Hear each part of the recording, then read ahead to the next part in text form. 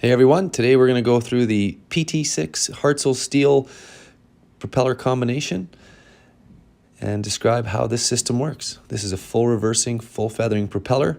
I'm going to go through each individual component and how the system operates.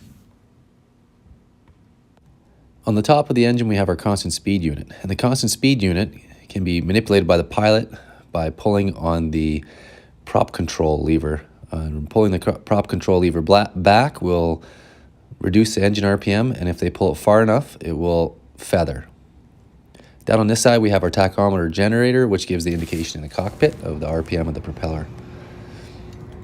This piece here is the reverse linkage. This is a reverse reset linkage, which resets the fuel topping governor to limit the maximum RPM that the engine can drive the propeller in reverse. Back to the governor again. The governor has a feather stop and it has a high RPM stop. When you release it, it goes to the high RPM stop, and when you pull it, it goes to the feather stop. As we come down on this side, we have the beta valve. The beta valve's job is to hydraulically lock the oil into the hub of the propeller when the beta ring is pulled forward. I'll show you the beta ring in a moment. So it's a balancing point. Its position is a balancing point between the reverse linkage, which I can see I'm pulling back on, and the position of the beta ring.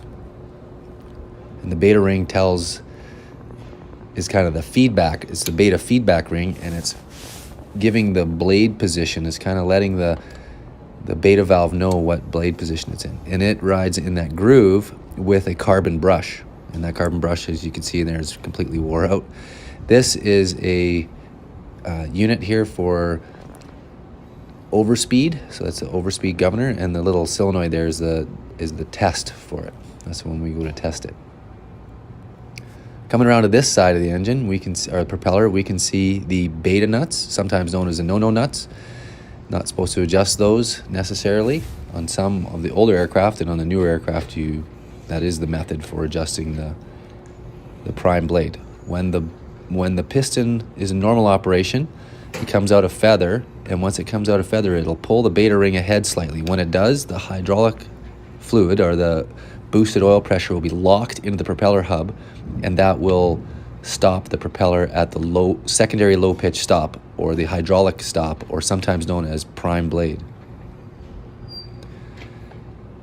So the beta ring, when it moves ahead, will pull the beta valve forward. When the beta valve moves forward, it locks the oil. If it moves forward too far, it will actually dump oil from the propeller back into the engine and cause the engine to go, or the propeller to go towards a course pitch. So it's a balancing act between the feedback ring and the reversing linkage to where the beta valve sits. Here we go. We have everything connected, and we're going to give it a go. So here's normal operation. There would be cruise kind of power coming up to just contact with the beta nuts. And as we pull the beta ring ahead, the beta valve pulled ahead right there. And that would have locked the hydraulic fluid into the propeller, and the blades would be stuck at prime blade. The pilot then selects more reverse, pulling the beta valve in. The beta ring will have to come ahead. And as the pilot consciously selects reverse, they can select anywhere from the prime blade, which is usually about 11 degrees, all the way back to full reverse, which is probably around negative 11 degrees. And that's how this unit works.